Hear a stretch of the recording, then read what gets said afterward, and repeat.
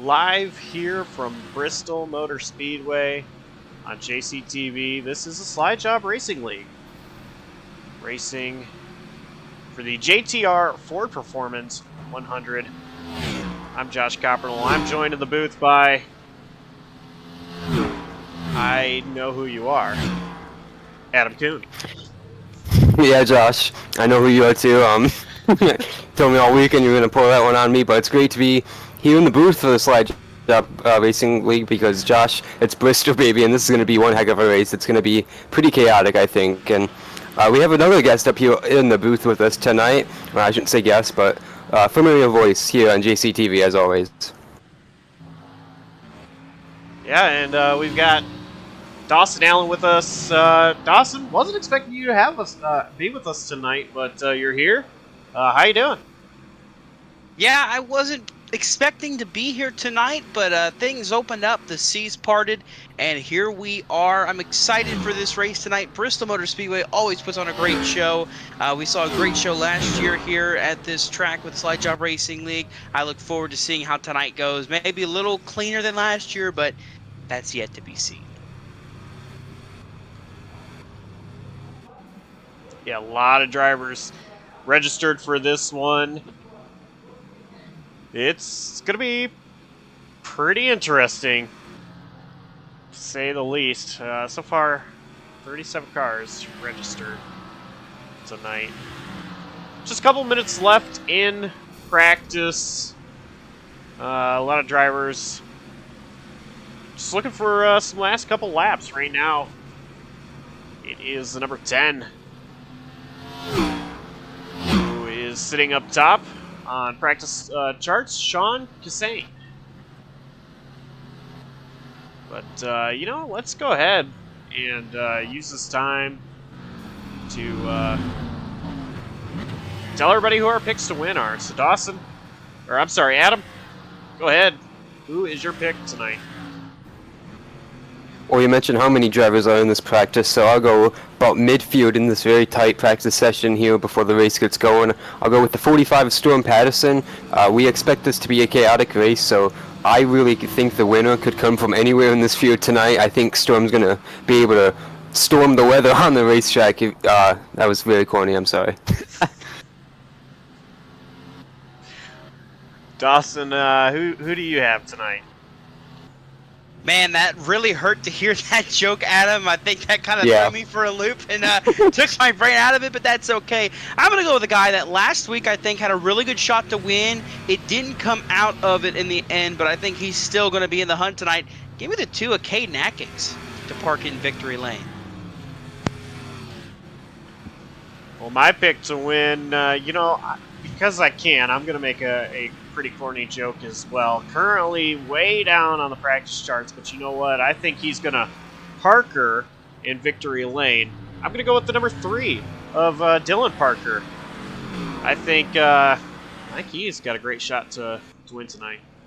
I don't feel bad anymore, Dawson. I don't anymore either. I think you have been topped in terms of the worst joke I think I've ever heard on JCTV. And that's saying something because I say plenty of those. Oh, that's what'll happen when you are running on not a whole lot of sleep. You've had a very long weekend and just you know, ready for things to go back to normal. But that sounds about Josh. Yeah. that's who our picks to win are for tonight's No, race. sleep. You woke up at 12:30 today, dude. Sorry. There wasn't a lot of sleep on the weekends, that's for sure. Those of you that might not know, of course, NASCAR was at Michigan International Speedway, and the Radius Racing boys, including Adam Kuhn, met me in Michigan. We hung out all weekend. It was a very fun, packed weekend, and of course, didn't even get to watch a full Cup race, as the story of my life goes. But it was still fun nonetheless. Qualifying starts, and first on track, surprisingly, not Zach Probst. It is number 76 of Brett Bennett. And guys, while we see Brett on his warm-up lap here, one thing I wanted to take note before we get going, Sean Kassane has not made a start yet this season. Ranks 49th in the point standings entering tonight and fastest in that practice session, so it's going to be very interesting to see how that 10 car is going to shake out in this qualifying session here. Yeah, it should be fun to see how he does in this qualifying session. For now, Brett Bennett going that first fastest. You know, Brett talking this week was very excited for this race, and I kind of asked him, you know, why exactly are you excited about a short track, Mr. 56X? And he said he feels like he's got a very good handle of these Xfinity cars here at Bristol, and he thinks he'll have a really good shot to win. Right now, second fastest on the speed charts. He's looking to see if he can hold that. We still got a lot of guys, though, that got to qualify. Teammate Jeffrey Armistead coming through 3 and 4. Armistead sitting P4 right now. Gonna cross the line. Armistead, no improvement. In position, currently P5. Zach Probst just clobbered the wall when I was watching his run. He is just taking it out.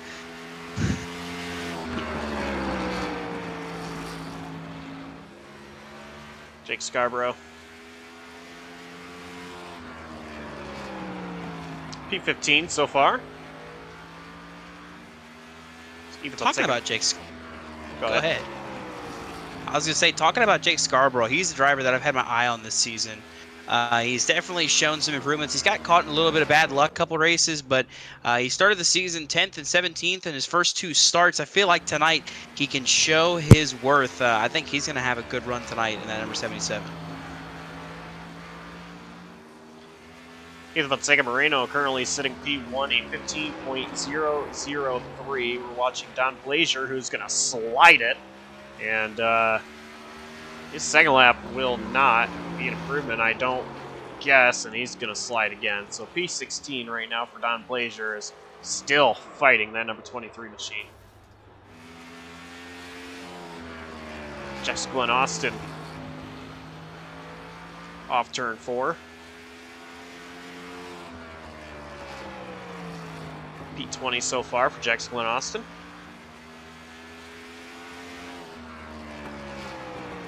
Only 3 weeks deep into the season, he ranks 10th in the standings right now. Good start to him this season compared to last. Caught the wall there off of turn 4, so I don't think he's going to improve his lap there and stay in the 21st position right now. Here's a guy that's always on everybody's radar, Jonathan Parker. Crossed the line for his warm-up, or I'm sorry, to finish the warm-up lap now on lap number 1. Going down the back straightaway. See what lap 1 puts him at. P6. 15.082, I believe. And gonna cross the line. No improvement. Still P6.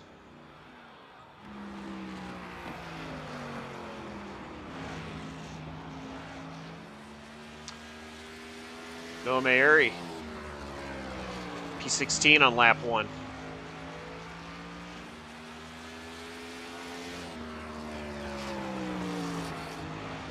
Coming off 4.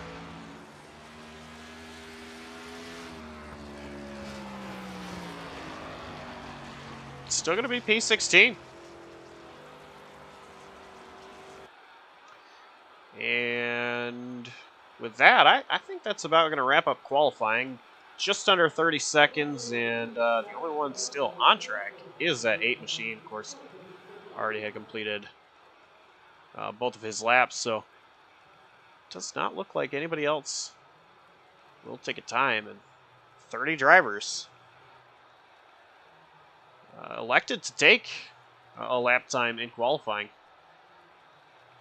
I got to tell you, though, the biggest shocker that I'm seeing out of these qualifying times, I got 2 of them for you. Michael Kruger, 20th fastest, unable to really get up there in that top 15 like I expected, but also Luke Knupp, way out back starting this race. He'll be starting 23rd tonight. I expected a little more out of him in qualifying, but for now, he'll be starting deep in traffic as we get ready to go green tonight.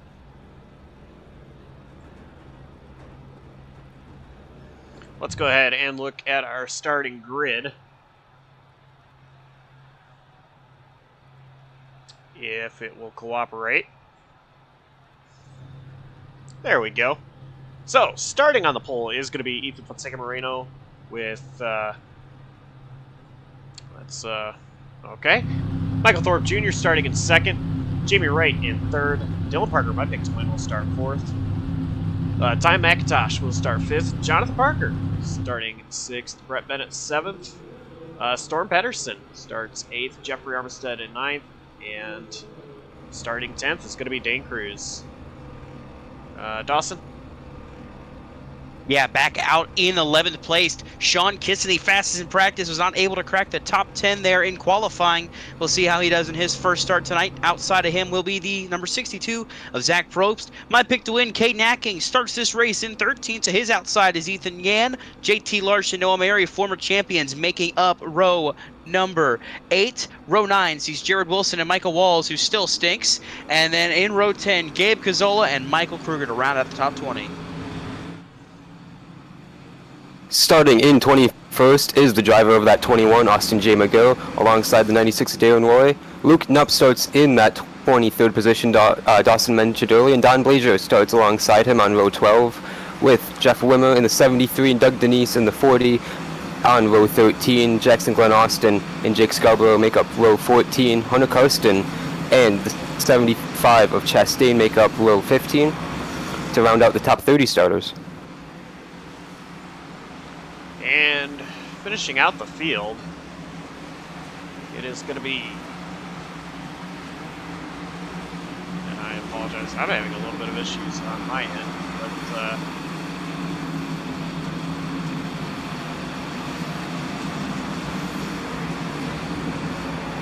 there is your remaining drivers in the starting lineup. So we are getting ready to go green here for the JKR Ford Performance 100.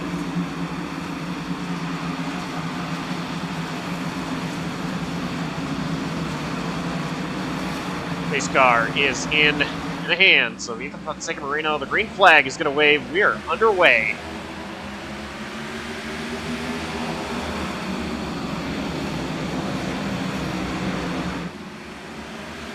Already, Dylan Parker going from fourth to second. Trying to at least battling with Jamie Wright.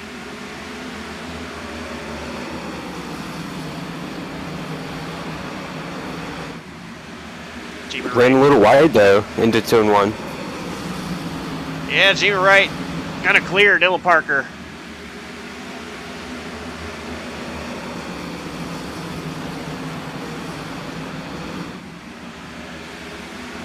Big heated battle for 8th. Zach Probst back in the back, sliding back quickly as he fought to the inside of the one of Dane Cruz. Got a little loose to his inside. He is paying the price, dropping back now to that number 11th spot as he battles Michael Walls in the 9 to his outside. There you see a slower car on the inside, though. That is Ty McIntosh. He is struggling as well. He had an issue trying to keep it down there on the apron. Oh, and it's very slippery down there. You did a good job keeping hold of that race car there for a moment. Almost lost it. An issue for Ethan Fonseca Moreno. Believe he might be blinking out here.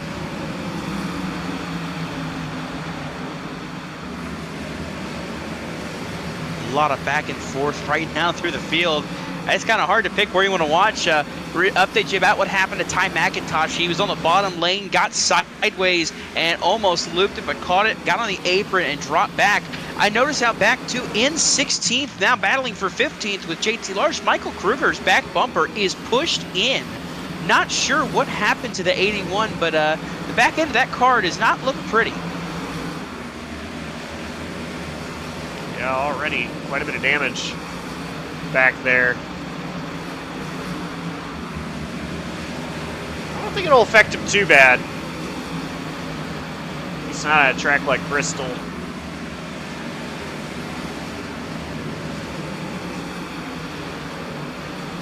Oh, spinning on the front straightaway.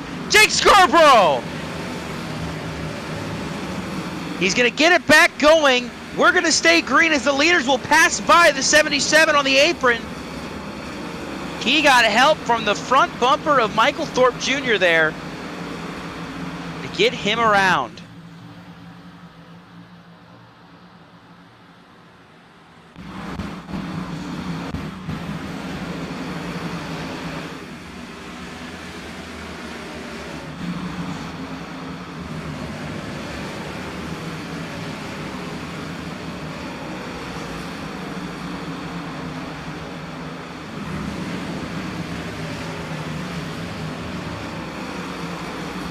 I'm having all kinds of issues trying to bring up that replay of what happened.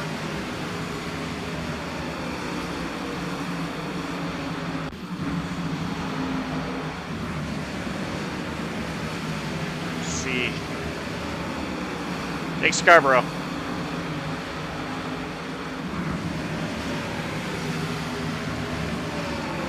Struggling right now. Continuing to fade the field right now. He is struggling. As this race continues on, he'll have a long night ahead of him. We'll just have to see how things shake up.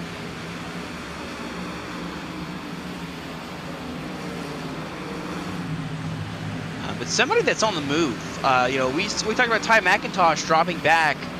Michael Thorpe Jr. all the way back to 31st from the drop, 31 spots from the drop of the green flag. He had an issue early on.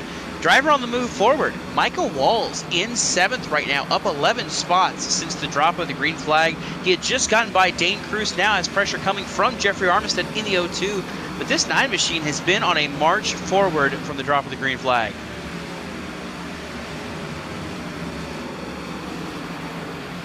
Doing an impressive job so far in this race. And, you know, looks like running the bottom here, and caution is actually out. Jared Wilson spun around on the back stretch, it looks like, here to bring out the caution for the first time here tonight. I saw Darren Roy coming to pit road. That is the luckiest timing of coming to pit road. Jared Wilson lost it by himself there on the back straightaway.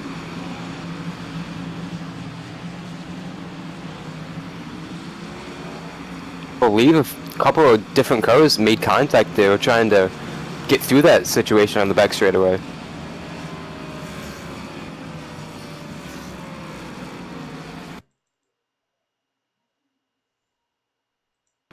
Yeah, looking back here, it looks like it was Don Blazier, Jeff Weimer, and then Ricky Hudgens that all made contact with that big checkup. Austin J. McGill got a piece of it as well, so 4 drivers getting a little extra damage added on top of it after Jared Wilson had spun out.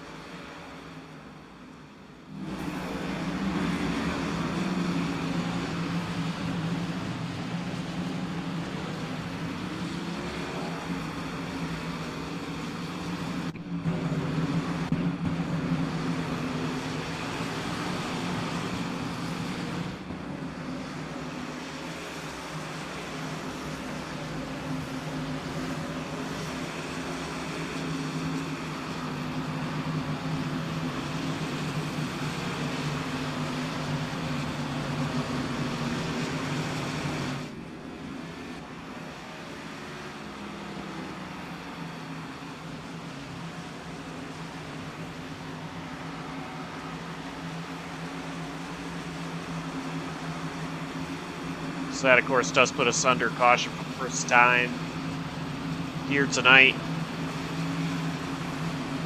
Ethan Sigmarino still leading the race. And not really any driver electing to come down pit road.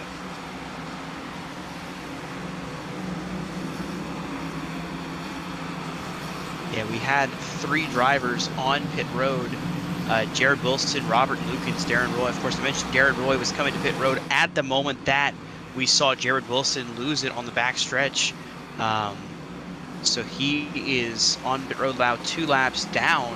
Jared Wilson, of course, is spin for that caution. He came down pit road. Robert Lukens came down pit road as well. It looks like now Jake Scarborough, William Martin also electing to make pit stops.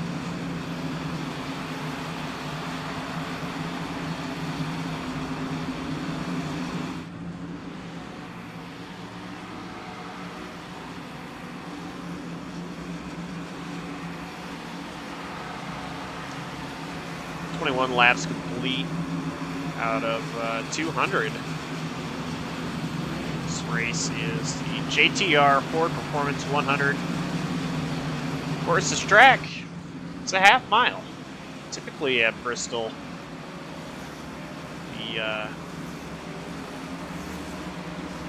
race sponsor has the number of laps, but these guys like to go with the miles still, so that's why it's 100, but 200 laps. Lights on the pace car are off. Drivers double file. Get it on the second Moreno. Electing to be on the bottom for this restart. Dylan Parker, as a result, getting the top. Pace car is in. And green flag is back out.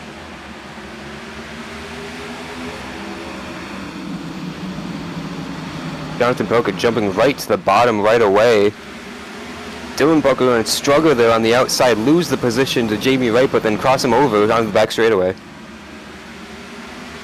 Jamie Wright muscled his way up here into second place.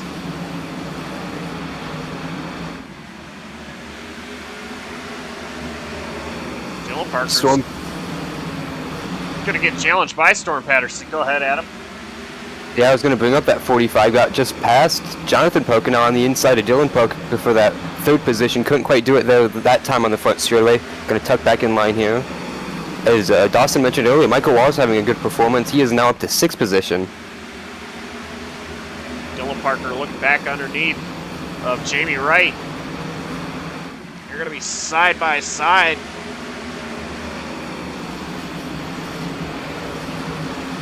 Parker doing a great job rolling the bottom. Yeah, on the inverse of rolling the bottom that we're seeing Dylan Parker do up here at the front. Out back, you got two drivers that are just about ripping the fence, or were for a second. Sean Kissany and Michael Kruger may as well have rode the wall those past couple laps the way they were high arcing the corners. Kissany finds himself in 9th right now. Kruger up to the 13th spot. Those two were venturing way up high in the corners the past couple laps, but Kissany has migrated back down to the bottom. But we have a caution out again. It looks like it was William Martin in the 37 right in front of the field here. Yeah, I saw him there on the flat entering turn 1. Let's take a look at the JCTV replay here.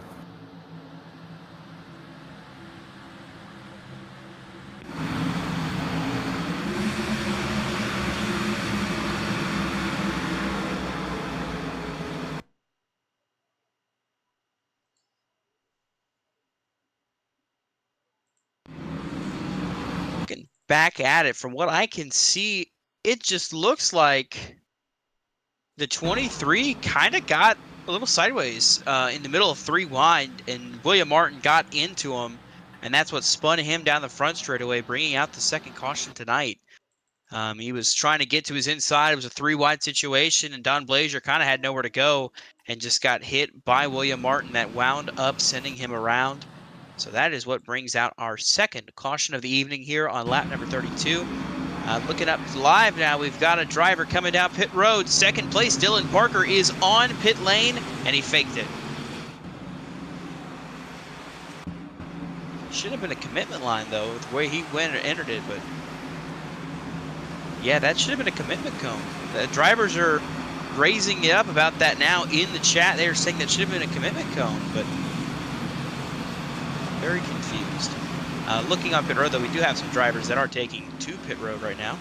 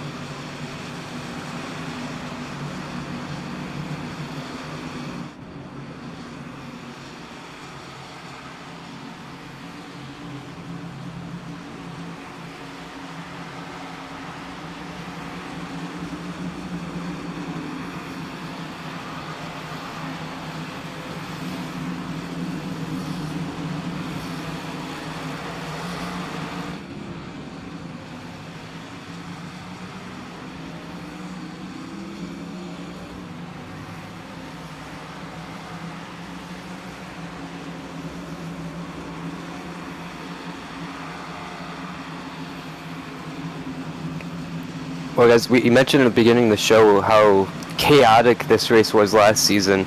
I was going to bring this up on the last caution we had about how long it took in comparison to last season's race on getting that first yellow, but another quick run there and we were back under the yellow. What are you guys' thoughts of this race early on with the run we had so far? I see potential, for these drivers to go for a while in this race. Without a yellow, it's just going to be, getting going, getting rhythm going on. These drivers are going to have to figure that out. But I don't know. Lights are off on the pace car. Go 2x2. We'll see here.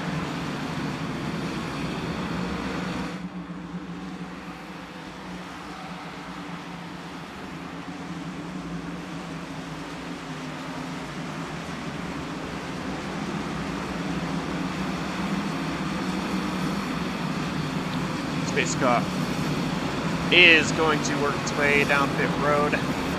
And even Fonseca Moreno still the race leader. Great jump out of Dylan Parker and Storm Patterson. Parker trying to get to the right rear of Moreno. He's not going to be able to. And Ethan just start to pull away once again.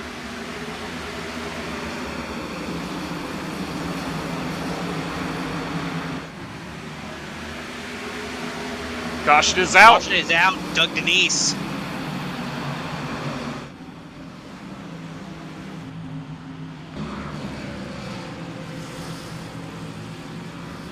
Wait until you see the save that this 40 car just had. Josh, if you can get to it. Unreal.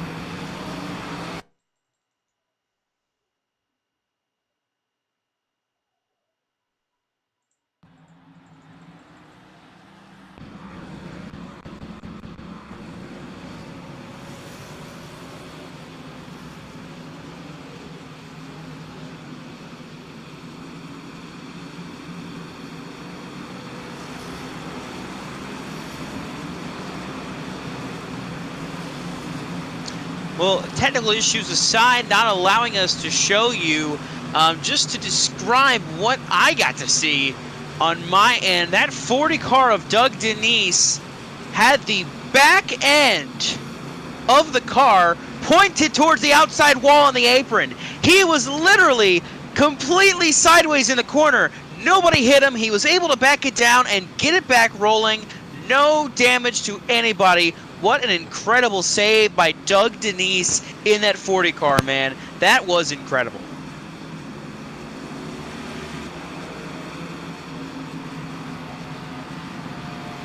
Yeah, as Doss mentioned, technical issues. I'm not really sure what is going on my end. We had an issue happen under caution there. We just had a pit road penalty for the 45 of Storm Patterson. He was following along with Dylan Parker, playing the game that we saw Dylan pull the caution before, but he hit the commitment cone. It's a penalty. He's going to the back.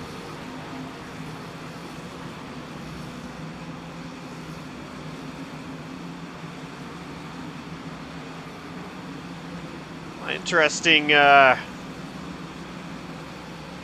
things happening here. But you saw Ethan Fonseca Moreno coming down pit road for scheduled pit stop, more than likely. Nobody else followed behind. So this hands lead over to Dylan Parker, and joining him on the front row will be Jonathan Parker. Yeah, we saw Ethan Fonseca Moreno come down pit road that time. After that penalty, sending him to the back anyway, Storm Patterson figured, why not go ahead and just pit now? So the 45 machine is on pit road getting service as well. Jared Wilson's been having a lot of connection issues, blinking in and out, dropping out, and rejoining. So we'll see if he's able to stay and survive. But Storm Patterson rolling off of pit road now, 34th right now for the 45 machine. That's where he will restart this race. But a costly mistake, just trying to have some fun with Dylan Parker.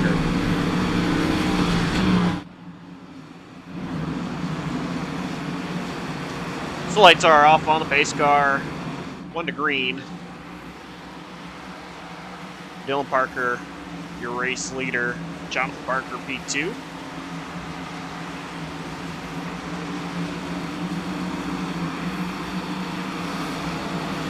Field is working its way through 3 and 4. Pace car is going to come in. And for the first time this race, Dylan Parker leading us to the green. John Parker, great restart there, but it's Michael Walls hanging on.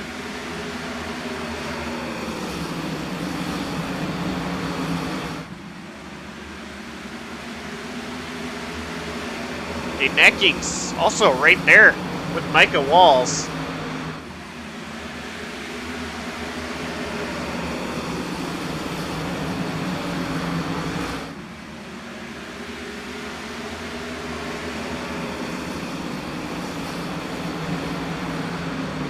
Oh, wrecking on the front straightaway! Doug Blazer's around! Darren Roy involved. It looks like William Martin was in it. Somehow there's no caution. There's the yellow flag. Doug Denise involved in that one.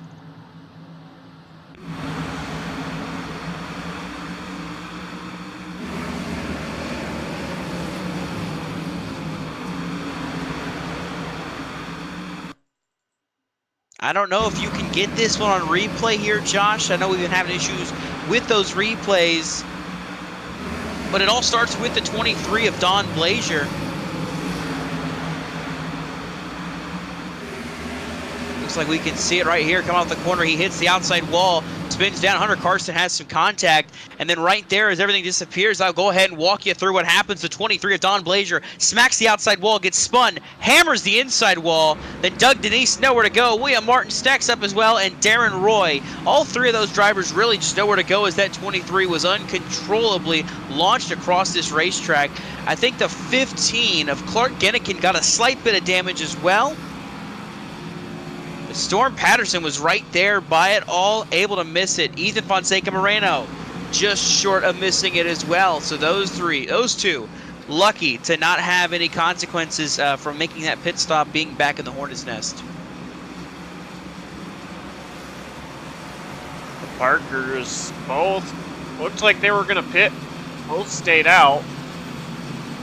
Michael Walls come down pit road, as well as Zach Probst. The thing about this is, it is one single pit road. I don't think any of us have mentioned that, but it is one single pit road. So you have to enter pit road through turn 2 and drive all the way around to what is the exit inside, or just coming off turn 1. And then you have to stay on the apron until get to the blue cone to then blend out. So it is a very, very long pit road here.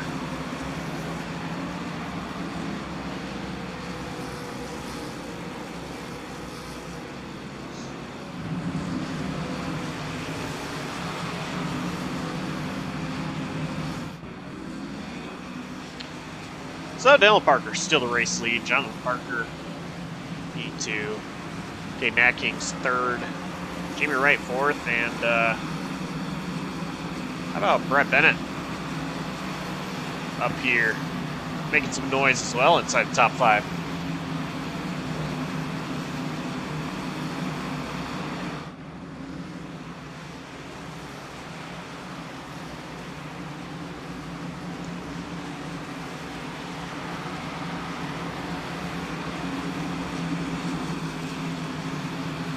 So we are coming to 50 laps complete in this race of 200 laps. The JTR Ford Performance 100. Lights are off on the pace car. 149 to go. We take the green flag. Just coming back here, I talked to the drivers in Performance Motorsports, the team that is Dane Cruz, Kane Atkins, Dylan Parker, and Luke Knupp. They're all feeling pretty good, except for Luke Knupp, obviously, with the issues he's having back out in 30th. But Dylan Parker feels comfortable. Caden Atkins talking about how he's pretty much burned up his stuff charging to the front with these constant starts and stops, but it's paying off so far, and he's pretty happy with it. But Dylan definitely is scared of that 2 being in his rearview mirror. Green flag is back out. Dylan Parker, great jump.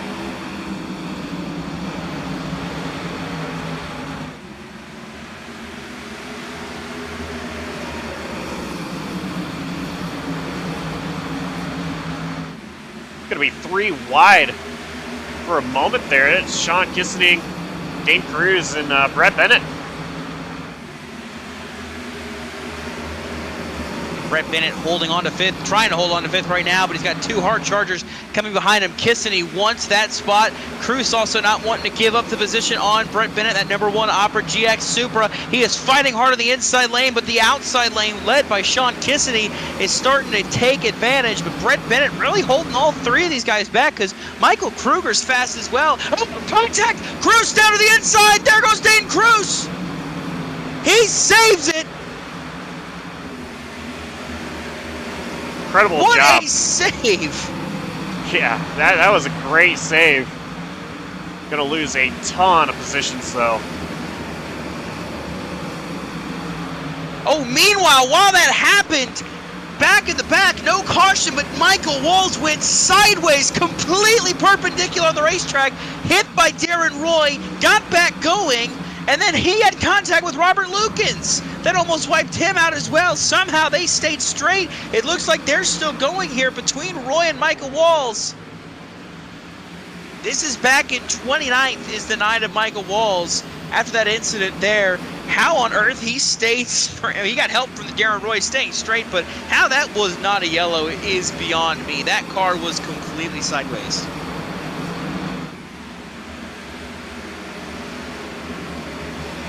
Battle for 5th place still on. It's Sean Kissening is trying to work the bottom underneath Brett Bennett. Now Brett looks to the inside, trying to take that line away, and this is going to bring Michael Kruger, Ty McIntosh, and Ethan Yan right there as well. As Kruger's going to get to the wall, he's going to save it. And Ty McIntosh to the inside, going to try and take advantage of this. We mentioned earlier his unfortunate incident at the start of the race, able to rebound just a little bit so far in this early quarter of this race right now. He's got Ethan Yantos outside though now. Couldn't get that move on Kruger. While we're talking about those guys up front that are struggling, battling for these spots, swapping it around, how about some guys that have made some forward progress? Jake Scarborough, Ethan Fonseca Moreno, and Storm Patterson are climbing towards the top 10 quickly. Scarborough now to the inside of Austin J. McGill, going for the 10th spot. He's going to take it.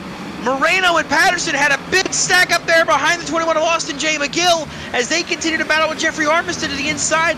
These older, worn-out tires are really starting to show for some of these guys as they are loose out here on the racetrack. And this is a hornet's nest of cars right now, Dawson. What is it that TW would say? Zach Probst's actually going down to the apron.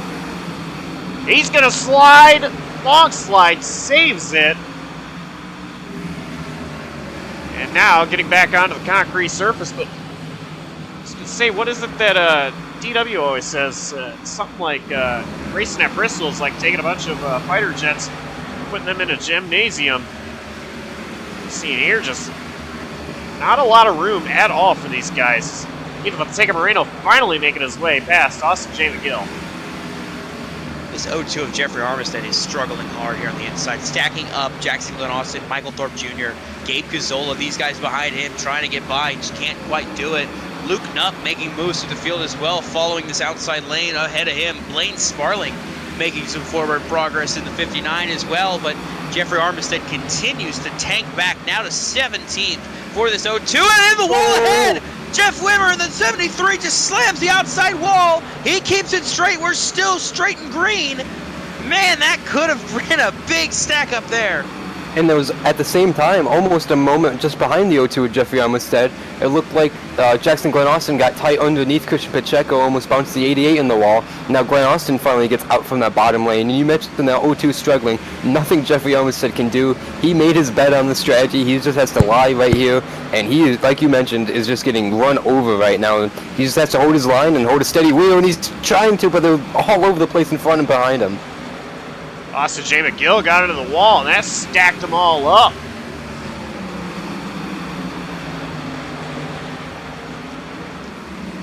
Great job out of these guys to be racing this hard.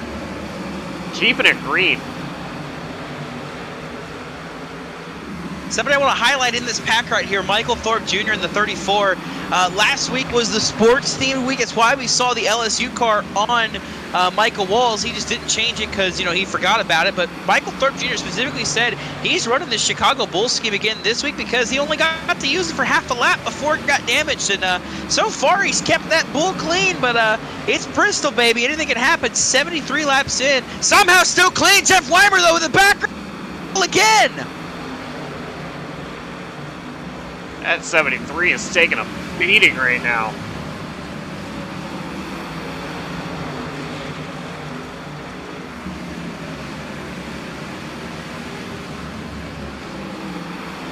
Just ahead of them, the 15 is Clark Gennigan.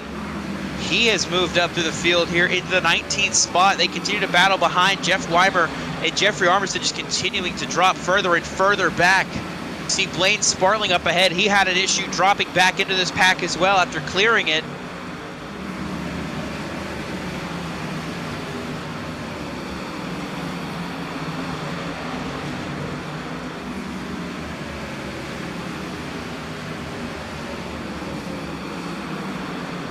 Zach Probst trying to... Ty McIntosh around sideways! Saves it! Down on the apron!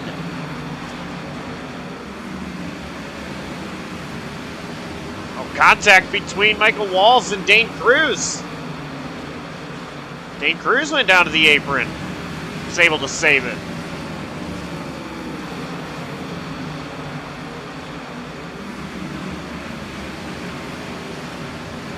Action all over this racetrack.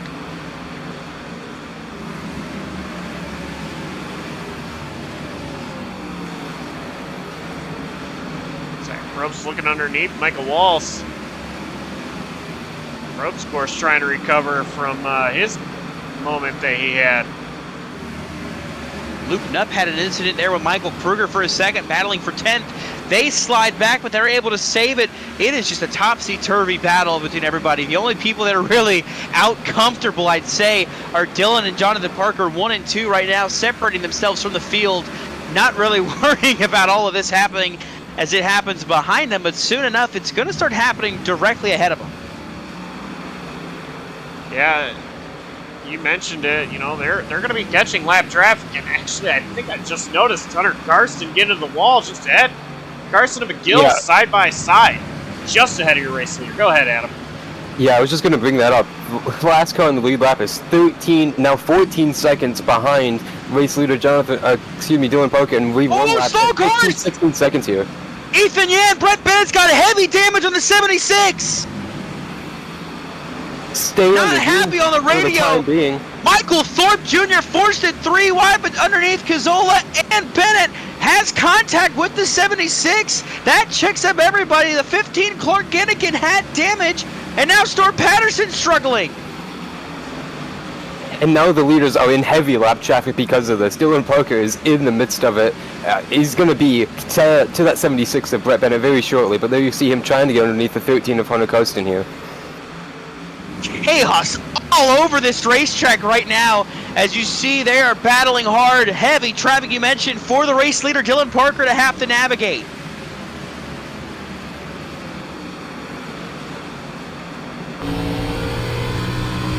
Something like this just makes me think Bristol in 2018 in the Cup Series. Ryan Blaney and Brad Keselowski battling for the stage win through heavy lap traffic, and the lap cars wreck in front, collecting Ryan Blaney in it. It's one of those things, you don't think much of it, but at a track like Bristol, any bit of instance happening can sweep anybody up because of how close everybody's going to be together. And you see right here, Dylan Parker is struggling with Brett Bennett out to the outside of this 3 machine. He is trying to get by as many lap cars and keep putting distance on himself and Jonathan Parker, but struggling out to the inside of Noah Mayuri.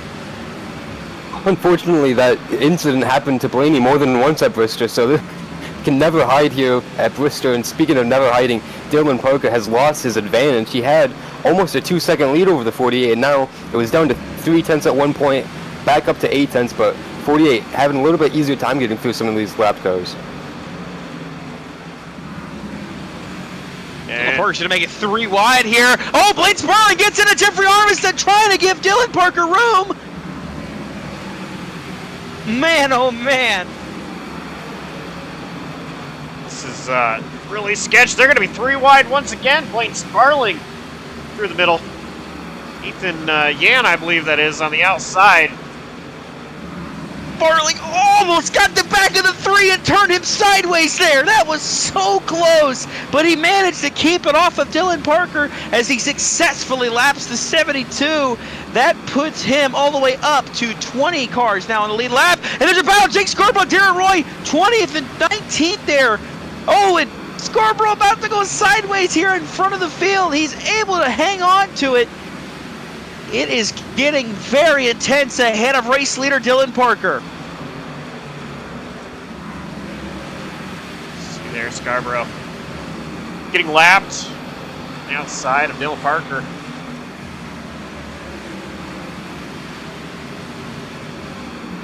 And Dylan's going to have to be wary because 19th through about maybe 15th. Caution is out though. It's Sean Kissany in the 10. Sideways around, back in turn number 1. And that is a huge breath of relief for some of those guys that would have been battling to try to hold on to the lead lap.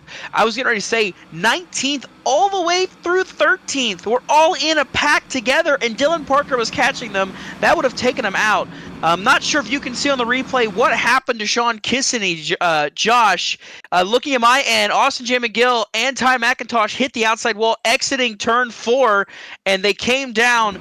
Austin J. McGill comes down and hits the 10 of Kissany, sends him into the inside wall, and then spinning back into the outside wall.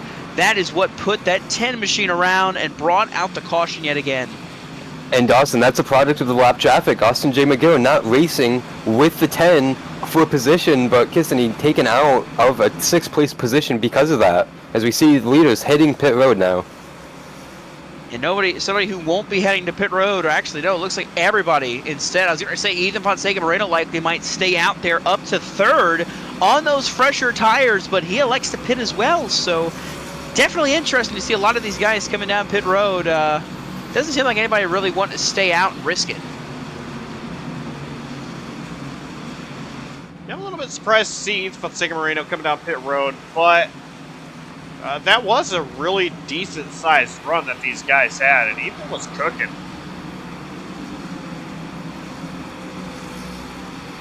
And Storm Patterson as well. I mean, not even just Ethan Fonseca Moreno. Storm Patterson was moving through the field too, had some issues, slipped up a little bit, and that cost him some time. He dropped back to about 8th, but he was still mixing it up as well.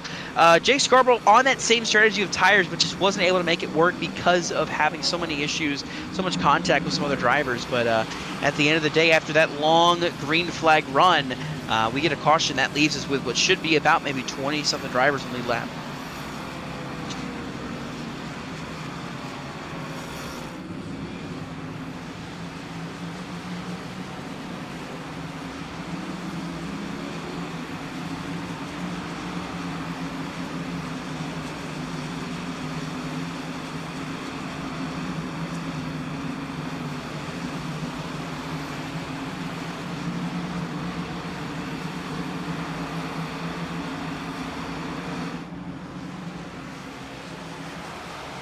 So Dylan Parker, Jonathan Parker, Ethan Fonseca Moreno, Caden Atkins, and Luke Nubb are the top 5.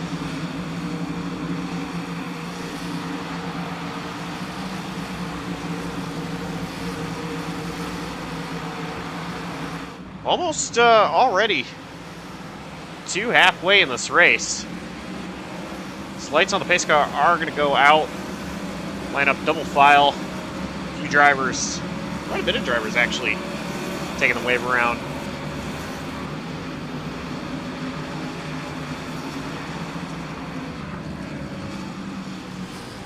So now your race leader, Dylan Parker, right behind the pace car.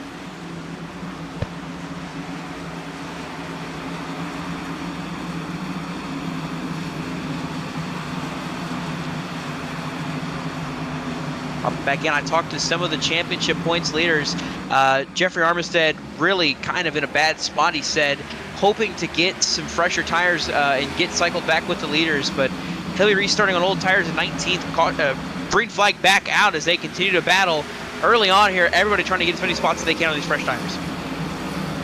Hayden Atkins aggressive here going to turn 3 on the inside of Jonathan Parker. Barely. Caution! Oh, Jake Scarborough! Heavy contact with William Martin there. Back in turn number 2, I believe that is. No, that's turn 4. Scarborough is crab walking. He just lost it in turn 3. Hits the outside wall, and then, oh! Huge contact from Blaine Sparling. Sent him airborne. You might be able to see it here on the JCTV replay. We'll look and see really quick. Oh, you just missed it, Josh. You just missed it. That 77 got launched by Blaine Sparling. Contact to the right rear sent that 77 to space.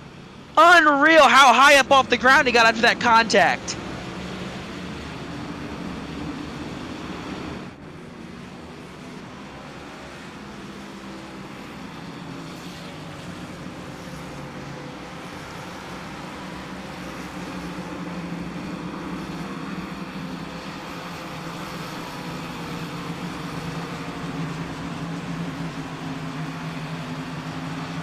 Center caution for the 6th time. So we are just past halfway. 98 laps to go. The JTR Ford Performance 100. Dylan Parker, still the race leader. Only 2 drivers have led any laps tonight. Ethan Marino leading the first handful, and Dylan Parker leading the rest of them.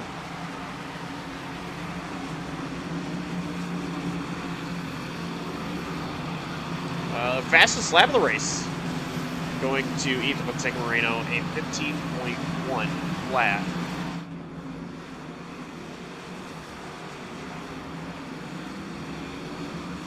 The only other driver that has been able to get a 15.1 was actually Dylan Parker, a 15.157.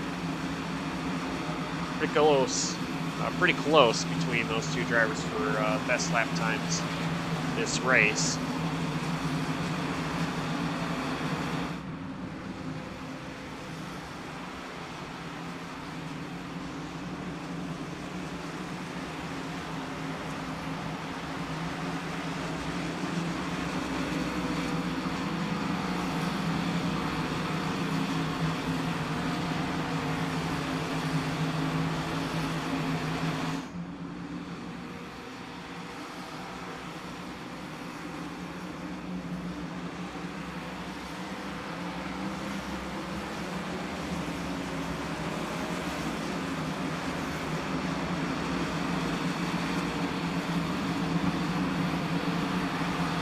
Lights are off on the pace car.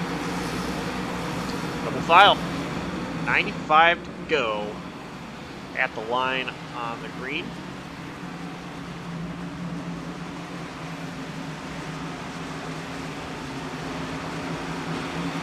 Just really quick, too, I want to update you. 4th place, Ethan Moreno.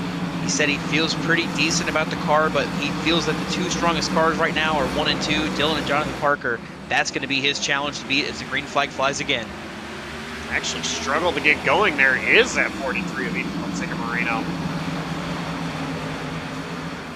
He's going to fall to 5th, but it is Jonathan Parker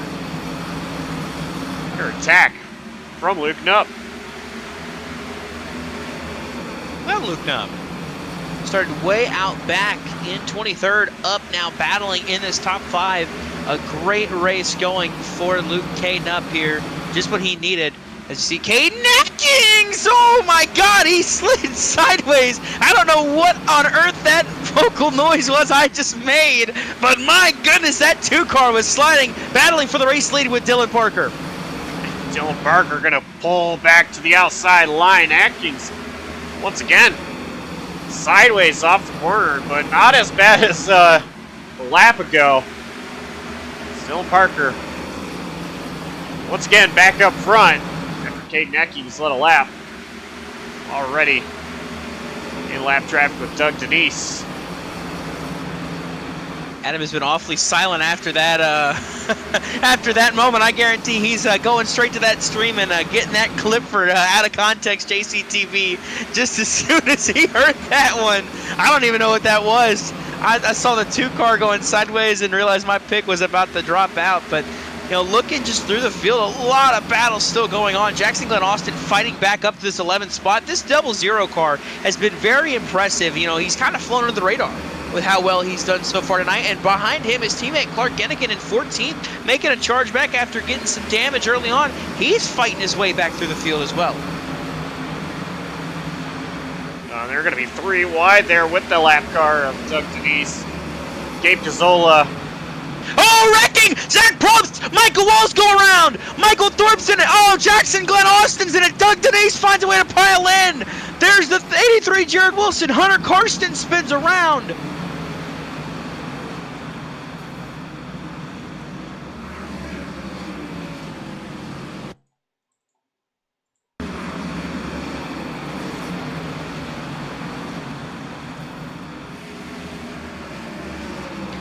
There was another spin in the background too, it looked like.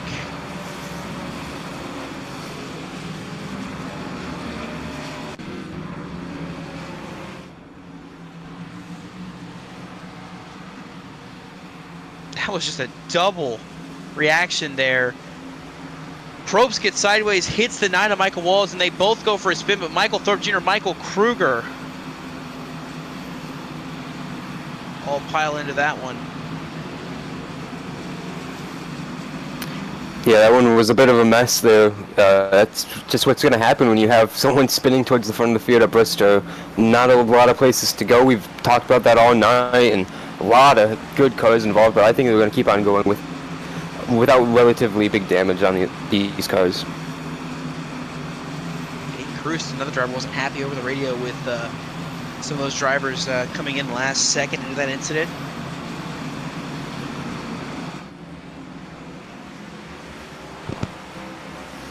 Yeah, I could say I don't think there's really a whole lot of cars that don't have damage on them. That's kind of the product of racing at Bristol.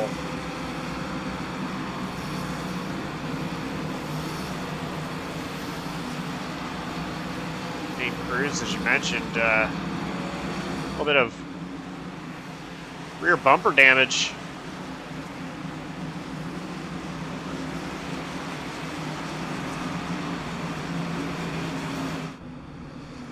Dylan Parker stopped on the front stretch. Letting the pace car go by is what he's doing. Oh, even better. He is not letting the pace car go by. He had to make an emergency run to the bathroom. So the number 3 is on the front straightaway. He's making a quick stop in the pit stop. Not sacrificing the lead while doing so, but there he goes. He's back rolling. Made it back to the sim as he quickly tries to make his way back to the front. That is a new one. We have almost seen it all tonight. I've seen that. We've seen more than all tonight. In official races all the time. I don't know if I've ever seen that in a league race. Well, to be fair, we've seen a lot tonight. At least I've seen a lot tonight. Unfortunately, Josh has not been able to see a lot tonight. Some issues have not allowed him to see everything, but my goodness, it was hilarious. Some of these accidents that we have unfortunately not been able to show you, just things happening that led to just some very goofy things in iRacing.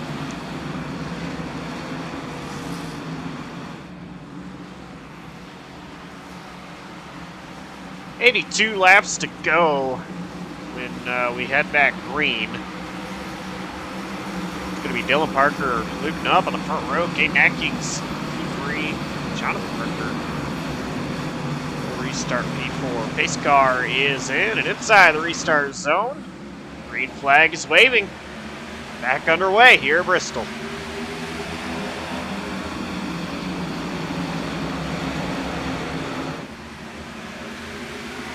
Up. Great restart.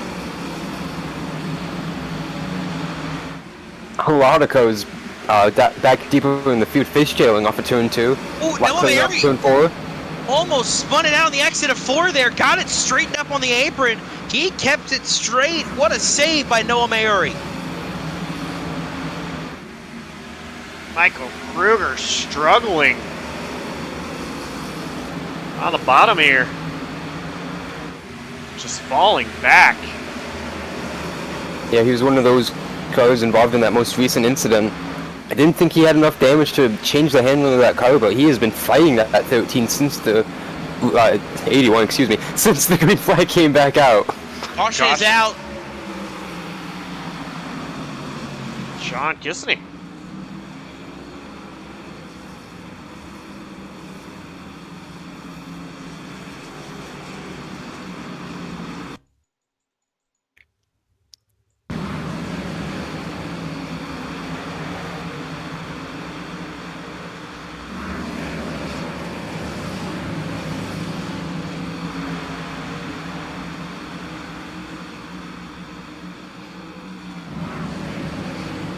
Fades out for you. What he ends up doing there, you can kind of see it.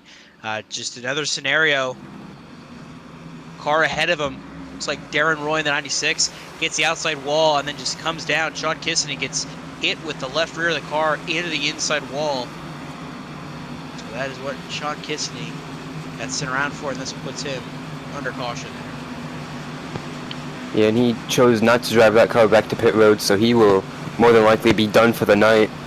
Will lose contention for the win, and that's a shame because he was, like we mentioned, fast in that practice session, fastest of anyone in that practice session, 11th in qualifying, and just kind of struggled to get that track position all race.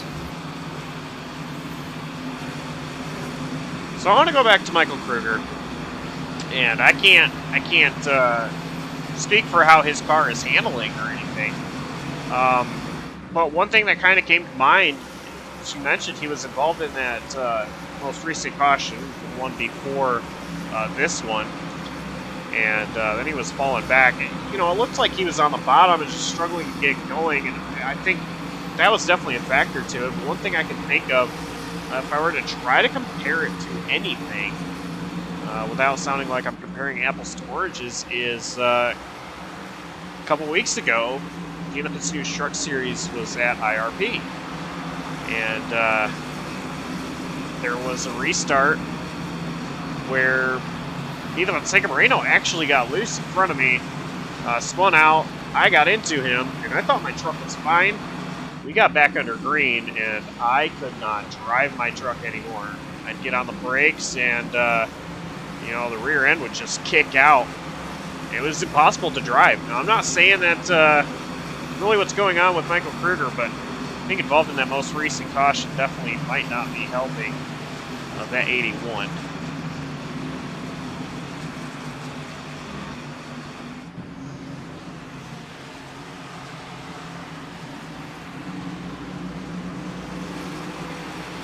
There are currently 75 laps to go, 74 at the line, and I assume it's going to be when the field takes one to green, so we're looking at 73 laps to go when we go back green. This is the 8th caution for 38, make it 39 laps. Indeed, it will be 1 to green. Dylan Parker looping up, Caden Atkins, Jonathan Parker, Ethan Fonseca Moreno, your top 5. And how about Matthew Chastain? That's a name that I think I've not mentioned at all tonight. Started 30th, currently P6.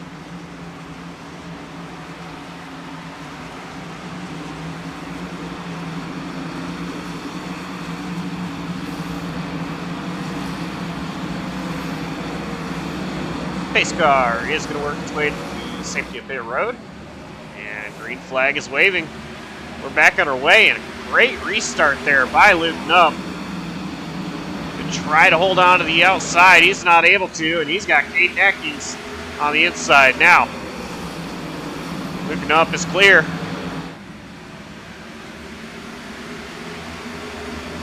Luke, our most recent race winner at Las Vegas, looking to go back-to-back tonight. If he can do so, he's going to have to go through Dylan Parker, but he's going to put up a very good battle. But I'm looking back further. Jackson Glenn Austin trying to make this inside lane work on Dane Cruz. Couldn't quite do it. That 00 still fighting here for positions. He is doing a fantastic job here tonight in the A position. Right behind him, teammate Clark Gettigan as well, battling back after all the cons, all the issues he's had throughout this race. This team here is having a fantastic run. Currently scored 5th, 8th, and 9th here for that group of Red Sim Racing.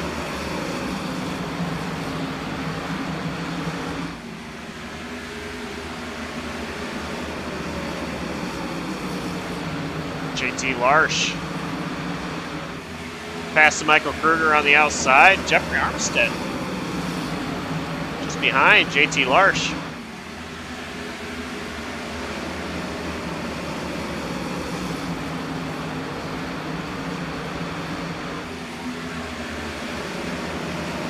Both teammates from circumference battling side by side. Go ahead, Dawson. Armstead able to clear Kruger as he continues to drop back. Storm Patterson now going by the 81. I'm going to go back to that caution earlier that happened with Zach Probst and Michael Walls. Zach Probst kind of just disappeared after that accident. You know, we didn't see him spinning out. On his end, he got sent into orbit. He got launched completely off the racetrack. That's why he vanished into thin air. We couldn't see it on our end, but that 62 took flight. It was incredible.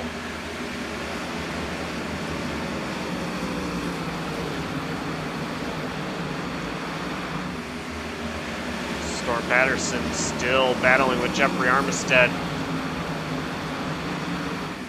And JT Larsh. Ooh, yeah, this battle outside the top 10 has been super competitive. We see that battle just ahead of them also. I've been watching this one a little bit out of the corner of my eye between Jackson Glenn Austin and one Dane Cruz and Matthew Chastain. They have almost bounced into each other time and time again coming off these corners.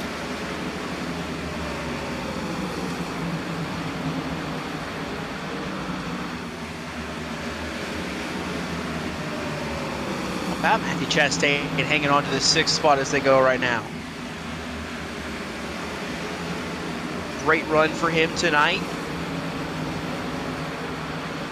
And Dane Cruz is continuing to slip back a little bit in this top 10 right now, not able to hold that car down on the bottom, something we've seen all night from a lot of different guys. Got a tuck in line right there in front of JT Larsh and stack them up a little bit behind him.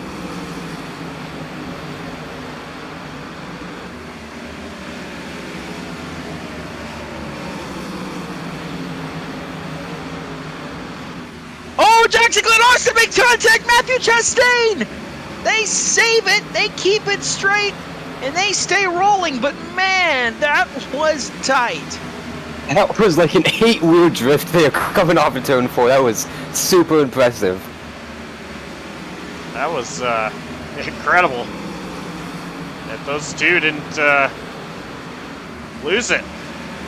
Yeah, they were both aimed to the inside wall there.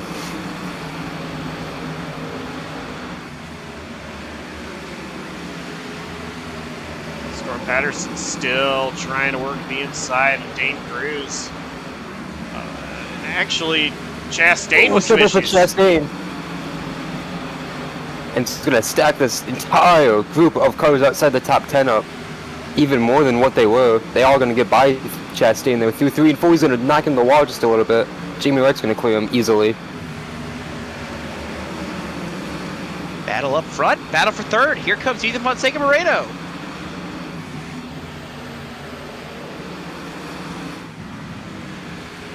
Moreno gonna get about Go ahead. No, you go ahead, Josh. I would say Moreno getting around Kate Neckings, who then gets sideways right there. Moreno now trying to roll up to the back of Luke Nupp. Moreno actually the fastest car on track right now. Just putting down great laps. And Josh, you didn't have to tell me that because the way he just ran the last 2 laps, it's pretty apparent. He just ran whatever line he wanted to, and he's not losing any ground to Luke Knupp at all. Staying right there, about half a car length off that bumper, and losing a little bit right there. Wondering if he's just trying to overdrive this car right now to keep up with the 5, because he was flying there for a couple moments, Josh. Dane Cruz! Big wreck, Dane Cruz, Michael Kruger, Christian Pacheco's in it! Clark Gennigan!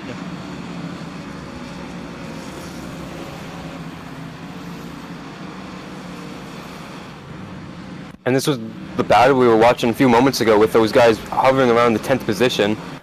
Contact off of turn 4 and big hits to the inside wall that we will see here on the GCTV replay.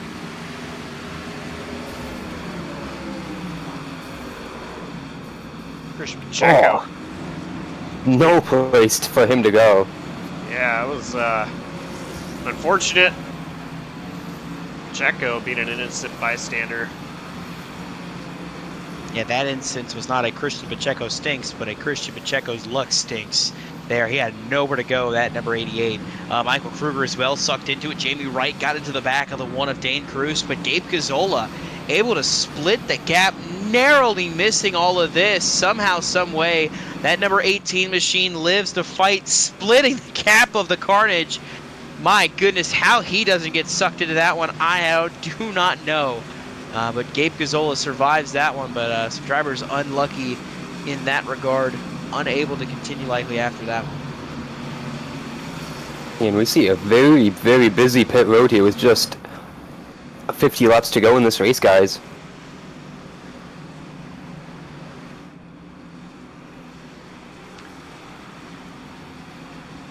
Yeah, I believe everybody came down pit road, except Dane Cruz and Ethan Yan.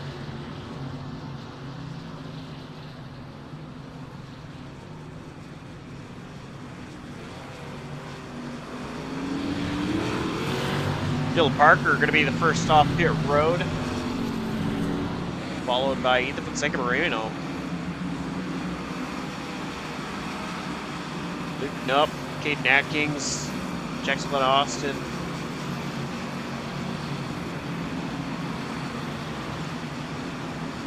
Dane Cruz going to come down pit road.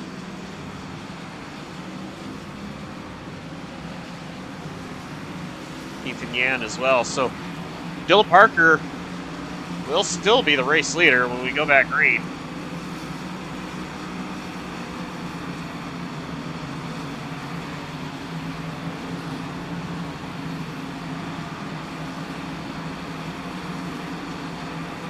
So just want to update you. The top speed of the night that we have seen, the fastest any of these cars have been on this racetrack tonight. 712 miles per hour by Zach Probst. What a blazing fast speed we've seen. As fast as Xfinity 10G, as the drivers would say, the NASCAR Xfinity Series. But yeah, that number 62 went pretty fast here tonight at 712 miles per hour on his way out of this race. But right now, go ahead, Adam. Sorry, Dawson. I was about to say he must be a quarter way to the moon by now.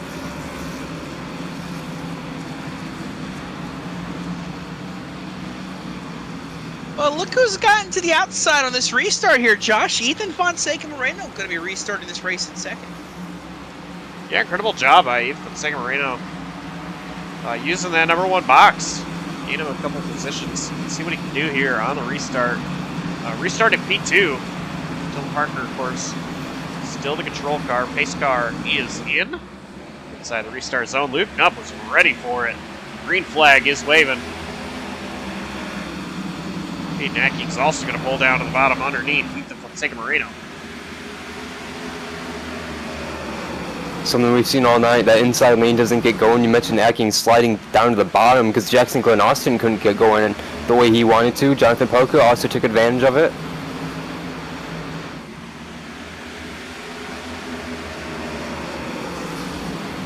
These two still battling. It's going to be Ethan Fonseca Moreno pulling ahead of Caden Atkins in a big check up there. Jonathan Parker, as he almost got to the back of Caden Atkins. I want to tip my cap to somebody right now as we run with just under 50 laps to go. How about Jared Wilson in the number 83? He is in 13th as they run right now, but after constant issues, cautions, wrecks, blinking out and disconnecting and coming back, he finds himself back in the top 15 throughout all of this. A phenomenal perseverance effort by this 83 team to continue fighting here, running in 13th. Now that looks like a car that's gone through a race at Bristol. Holy cow.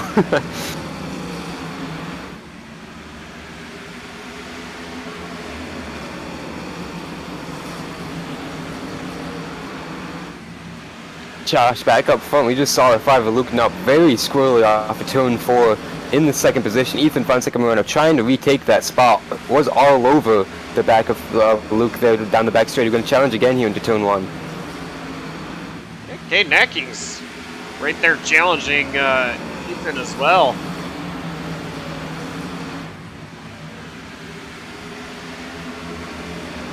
A little bit further back, Jeffrey Armistead pulling that high line, and caution is out. It's Michael Kruger. Kruger. Robert Lucan's got a piece of his. Gabe Gazzola was involved as well.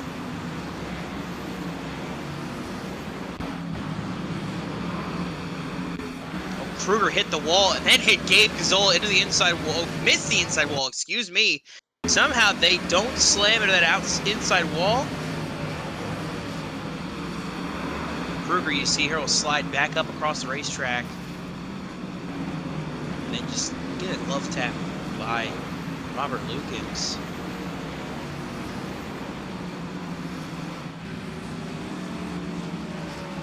Put us under caution yet again. Michael Kruger having such a long night.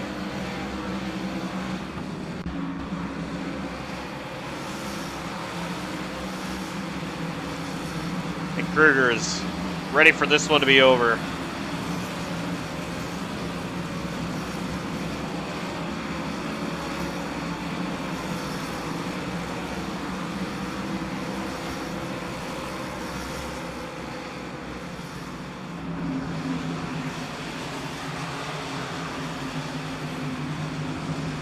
Kruger yesterday had his flight delayed, getting back home to Alabama.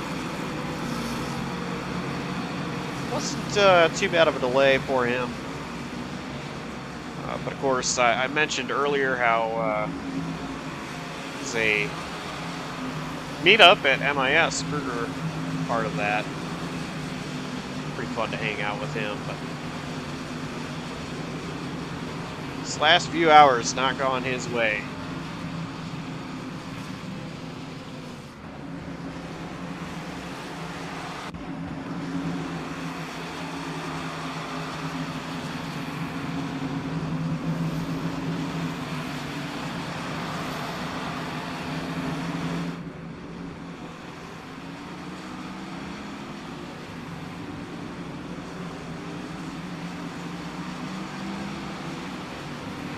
"36 laps to go." Dylan Parker.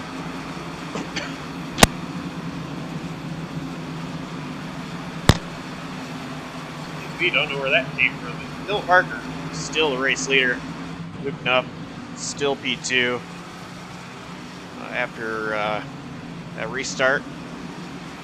Ethan Fonseca Marino, restart P3. Caden Atkins 4th, and Jonathan Parker restarting 5th with what I assume will be 34 to go if they take the what a green right here.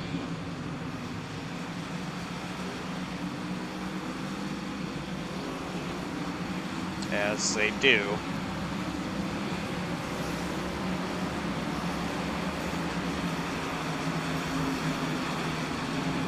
Still a lot of cars still in this race.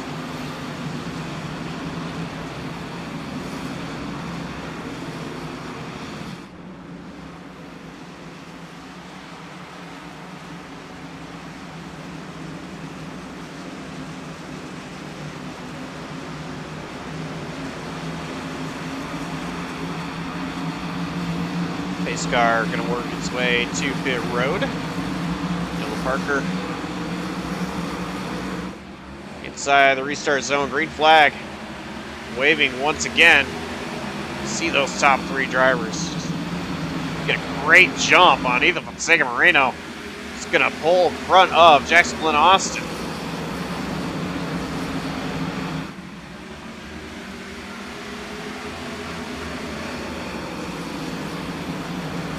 Man, Jonathan Parker is hot on the radio right now over Ethan Fonseca Moreno's restart. It was not a good jump by the 43. Parker is not happy with Ethan Fonseca Moreno right now.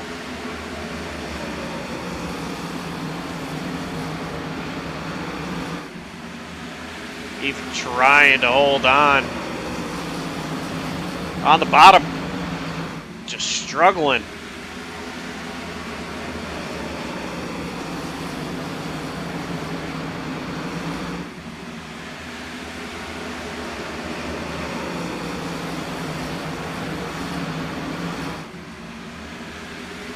Ethan's gonna get loose.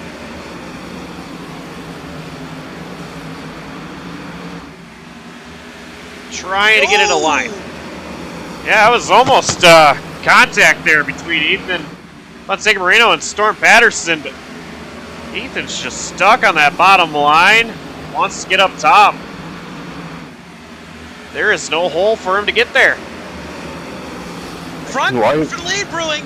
Yeah, I was about to mention that, Dawson. Why are these guys neck and neck for 5th? The top 3 are stacked on top of each other. Luke Nupp trying to find any way around Dylan Parker right now, and Caden Atkins not letting either one of them breathe right now. Oh, Jonathan Parker to the outside wall! Stay green. He was able to collect it there in turn 3. I believe Patterson was also involved. Might have been Ethan for a second minute. We'll take a quick replay. It was the 43 indeed. Man, Dawson, if he was hot before, I don't know if I'd want to hear it right now. Oh, he is hot. Livid. I've heard JP before. I've never heard him this hot before. He is not happy with the 43. He has fallen to the 10th position while we watch these top 3 continue to put up almost exact lap times here, right underneath each other going to turn 1.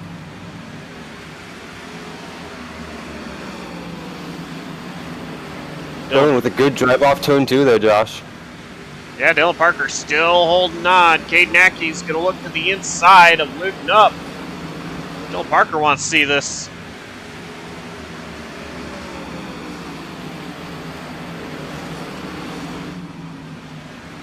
These two going for the 2nd position, Josh, sorry. But Jackson Glenn Austin is not gaining any ground on these two. Either he's losing touch to the top 3, despite this.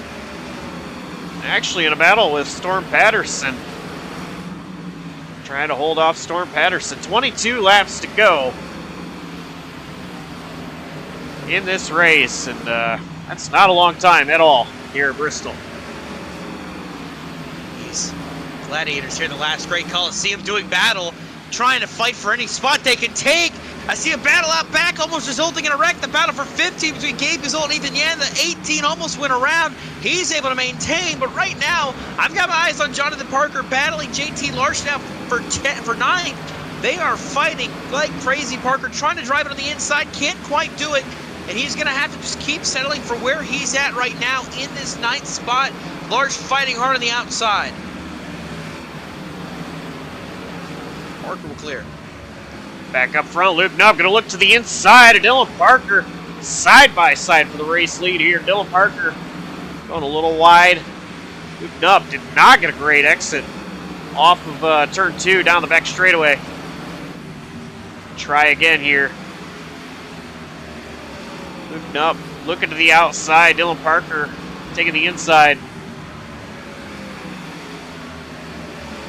Right now, it's just a chess game. Trying to do the opposite of what the leader is doing. Yeah, and right now they are swapping lanes back and forth, almost lap after lap. Luke almost had a good run on the inside. Dylan had to show him the lane. Couldn't make it stick, though, on exit, so tried that outside lane we saw. But, guys, we are seeing more lap traffic. This is far from over for these top 3. And right now it is 3 cars stacked on top of each other. They're going to come up to Robert Luke and stay to the inside. Doug Denise and Blaine Sparling, those other 2. And then it's a little gap before Dylan Parker will get to the others. Denise and Sparling staying on the bottom here. And Dylan Parker going to clear them. Moving up, Caden Atkins clear of the lap cars as well. 14 to go here from Bristol.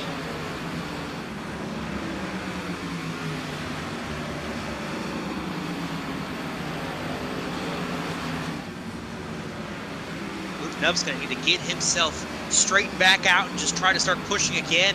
He was able to close up on race leader Dylan Parker, but he just needs to really get back in his rhythm, get back set, and just keep knocking these laps out. He's got Caden Atkins breathing down his neck, but he doesn't need to worry about out back. He needs to worry about out front and just focus on catching this 3 car if he wants a chance to win this race.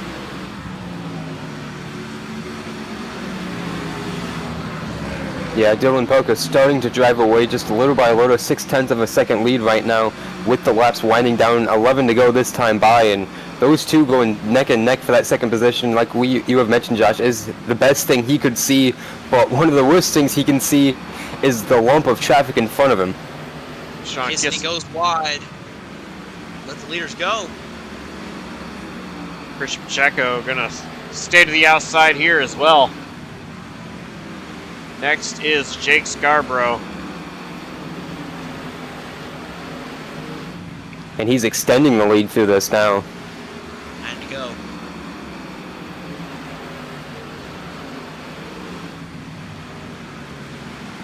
Dylan Parker does not want to see a yellow, and he just wants to see these cars get out of his way. 8 laps remain here at Bristol. Looks like Gabe Casola retiring from this race, pulling on pit road. 18th and going to continue to drop, so that'll take the 18 car out of the equation. Don Blazer put the inside there for Dylan Parker, and he is now has built over a 1 second lead with just 7 to go. Sitting up, Caden Atkins still battling for second place. Atkins just will not go away.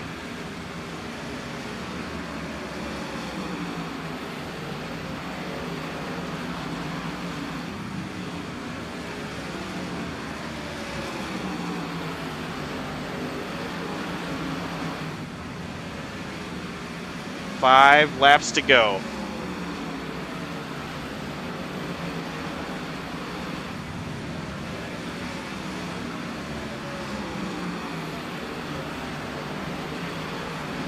These two battling for second place. It's almost like they're just connected. Either driver giving an inch.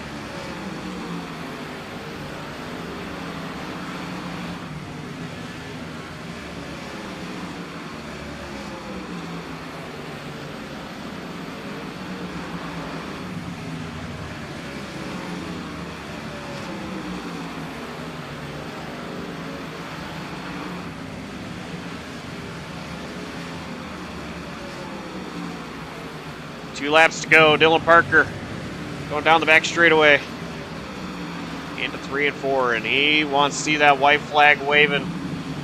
He's gonna get it. Dylan Parker, final lap.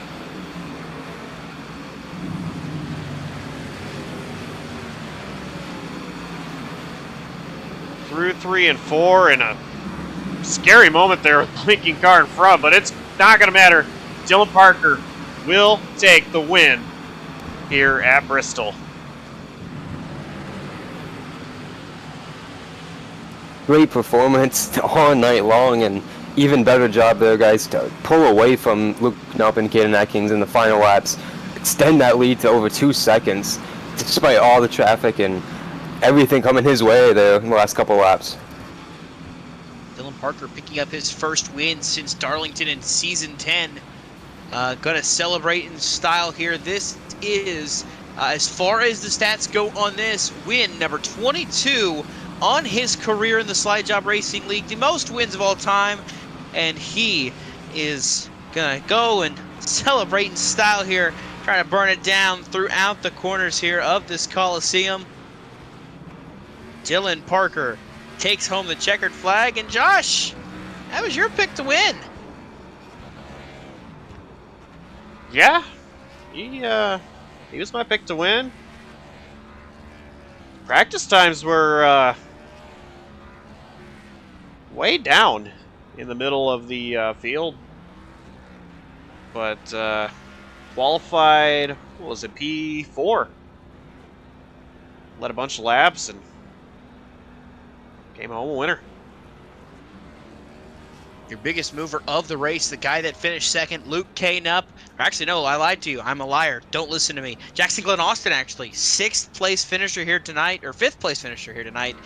Up 22 spots from the drop of the green flag here tonight. And, of course, your biggest loser of the night, that goes to Jamie Wright. Started this race in 3rd. Will finish tonight 28th, 51 laps down. Unfortunate end to his night. But the celebration goes on for these three here. It's a Peak Performance Motorsports 1, 2, 3, as it's Dylan Parker, Luke Knupp, and Caden Atkins taking the top 3 spots. And looking at the unofficial results, as mentioned, Dylan Parker, Luke Knupp, Caden Atkins top 3. Fonseca Moreno going to bring it home in 4th. Jackson Glenn Austin 5th. Storm Patterson 6th. Jonathan Parker 7th. Jared Wilson 8th. Michael Thorpe Jr. 9th, and Jeffrey Armistead brings it home 10th. Dawson? Looking back in 11th there, Ty McIntosh, a struggle all night, but brings it home 11th. JT Larsh coming home 12th. Noah Mary 13th. They started next to each other. They finished next to each other. Michael Kruger struggling throughout that race, comes home 14th. And how about Brett Bennett bringing it home in that 15th spot? There you see last car only lap was Ethan Yan in the 72. And the rest of your top 20 there, Austin J. McGill, Christian Pacheco, he stinks, Gabe Cazzola, Hunter Karsten, right at the top 20. 21st was Sean Cassini. We saw him fast in practice, involved in a couple different incidents tonight. Robert Lukens was 22nd. He was 15 laps down as well. Jake Scarborough finished 23rd. Blaine Sparling 24th. William Martin we saw in the final corner blinking out a lot. He finished in the 25th position, 20 laps behind. Dane Cruz 26th. Doug Denise rallied to it. Well, not rallied, but managed to keep on going, staying on track to a 27th. Jamie Wright, 28th. Clark Gannigan in 29th, and Matthew Chastain rounds out the top 30 spots. Finishing 31st is going to be Darren Roy. 32nd is going to be Michael Walls. 33rd, Zach Probst. 34th, Don Blazier. 35th, Jeff Wimmer. And 36th, Ricky Hudgens. Numbers are messed up there a little bit, but anyway.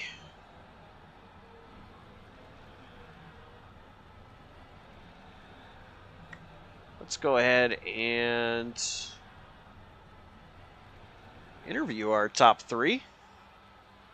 Starting with Caden Atkins and Adam. I'll let you take that one.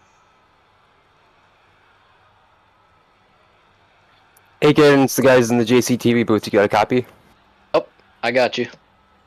Well, it was a 3rd place finish tonight at Bristol. A very hard-fought finish there at the end, racing with Dylan and Luke for the race win. What more did you have at the end, if anything, for Dylan? Was it just track position stuck behind Luke? Yeah, honestly, I mean, Dylan was faster than me all race. He was pretty much the only person that was faster than me the whole time.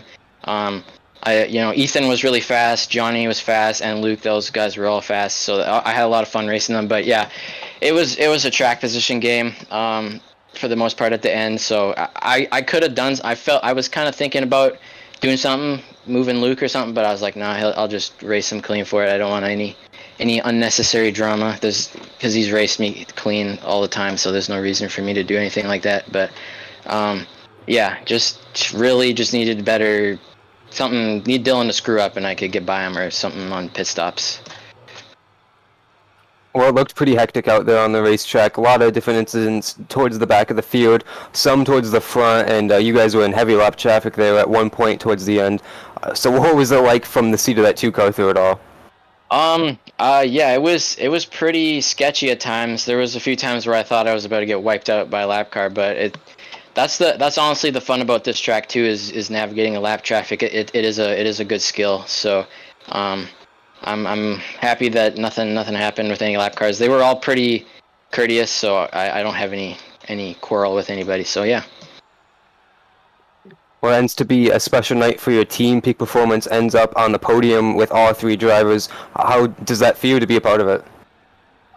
It's kind of funny because we shut down like a large part of our team, like the Road to Pro side, remerged into another team. So it's kind of funny that we come out here and we finish 1, 2, 3. We even got in a little bit of an argument about stuff, but it's okay. We're good now. So 1, 2, 3 is epic. So and I got the lead lap and I got a 0x. So we got a lot of points today. I'm like 16th after the rough first 2 races.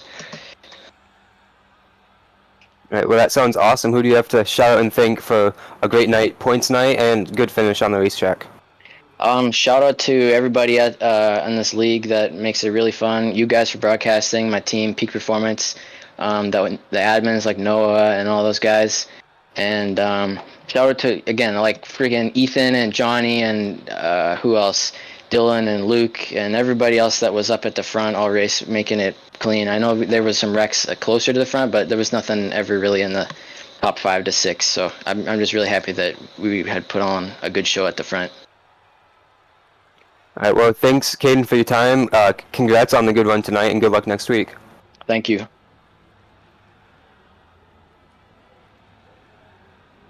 Well, Josh, that was a 3rd place finisher. Caden Atkins in the number 2. And with that, I believe Dawson is caught up to Luke Nupp. Hey, Luke Kane up. It's Dawson out up in the booth. You got a copy? We got a copy. Buddy, I don't know what you were doing at the start of this race to put yourself out back in 23rd as the qualifying run, but you were able to make up for it throughout this race. You were able to fight through a lot of the traffic, get through all the chaos, and find your way to a 2nd place finish tonight. So back-to-back top 2s. What's that like for you in that number 5 machine? It's actually, if I'm going to correct you, 3 in a row. We got 2nd at race 2 first, and then another 2nd. So it's been a hot start to the season after a kind of a mid Daytona, but we're the points leader now by about 20, so that's pretty cool. But yeah, I'm not good at hot lapping this place. Really, I'm not good at this place in general. Just like my short run speed can kind of help, and you know, I was back there with the squirrels, and luckily I didn't get my nuts busted at the beginning, but made a huge strategy call at around lap 50 and pit, and then worked my way up to, I think, like 5th during that long run in the middle of the race, and that really helped. Yeah, and it got down to it. You were able to kind of track down and stay with Dylan Parker there throughout that last run, but then started to fade away a little bit. What more do you think you would have needed to try to keep up with them and try to go for that win again? Not suck at this place. Like, really, I've never been, like, I love going to Bristol, but I've never been able to figure it out. And Road to Pro or anything, just can't figure it out. I don't know what to do.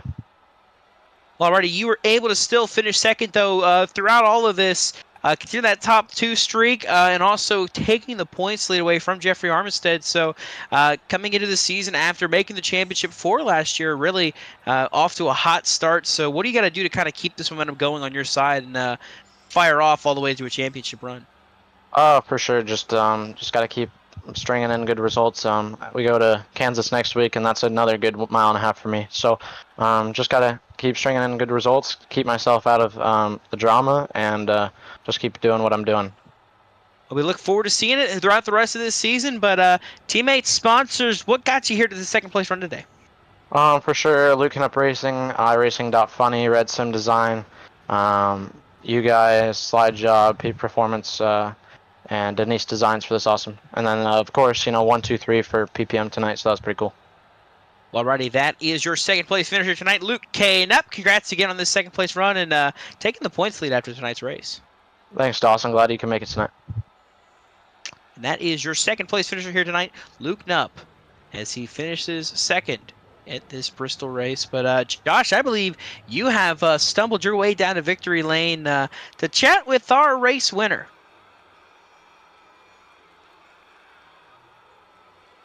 Indeed I have. Dylan Parker. You were my pick to win. What? Oh, I So finally did it. you finally did it. I made you. So yeah, was not easy. It looked like you got the lead and really never looked back from there, but still a challenge. Just about all race long from behind. So what was it like from inside the cockpit of that 3? Well, let me tell you. Whenever I got the lead and saw that clear racetrack, I was happy. Luke Knupp, Storm Patterson, Jonathan D. Parker, and Ethan, they were all fast in their own right. But I have enough experience now where if I just hit my marks at Bristol and just run my line, I'll just keep the track position, and I think I'll usually get a good finish and sometimes win. So it's pretty calm race. I was hearing stuff in the back. It was pretty crazy back there. But for me, the only times it got stressful was whenever I caught the back of the pack. That was definitely the only time I was a little scared, a little antsy. But other than that, I was pretty calm, just hitting my marks. I was sitting there singing Taylor Swift, some songs, some tunes, just chilling.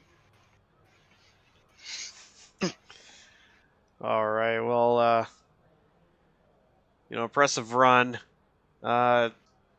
Course race winner. So, um, who gets it done for you? Who do you have to thank?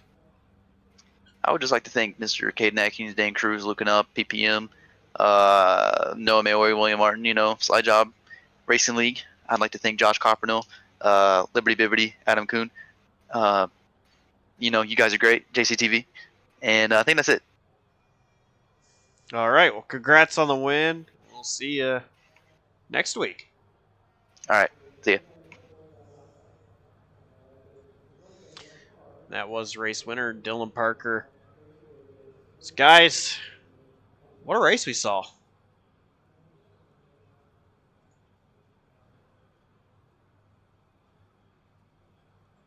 Yeah, that was a fantastic race all around. We did get the chaos, as was mentioned before this race. It's expected with Bristol to see some guys going out there and throwing haymakers early and taking each other out, and just chaos all around. That's what we expect when we come to Bristol. But at the end of it, the day, a great battle between 3 teammates, leading to a 1-2-3 sweep by Peak Performance Motorsports with Dylan Parker coming out on top. That was a fantastic race, in my opinion. Yeah, it was a really fun race, really dramatic battle all the way to the end. That was basically a classic Bristol race. We got the incidents early on, we had a few towards the end, but it was a dramatic finish all the way to the end. Really, we didn't have any idea who was going to win between the 3 of those guys late. Dylan Parker was able to hold off Dane and Luke and Caden for an amazing finish, and it was chaotic for everyone throughout the field, like we mentioned, and low tempers, heated, but that's Bristol racing, and nothing else to expect when we come to the places like this, guys. Well, I think that's about going to wrap it up from us here at Bristol. Next week is at Kansas for these guys. So looking forward to that one.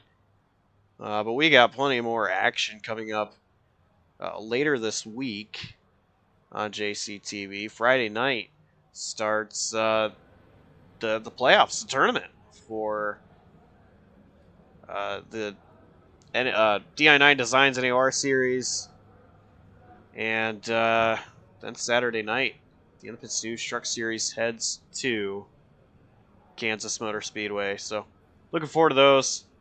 But thank you all for tuning in. And on behalf of Adam Kuhn, Dawson Allen, I'm Josh Coppernill saying so long. And have a great night.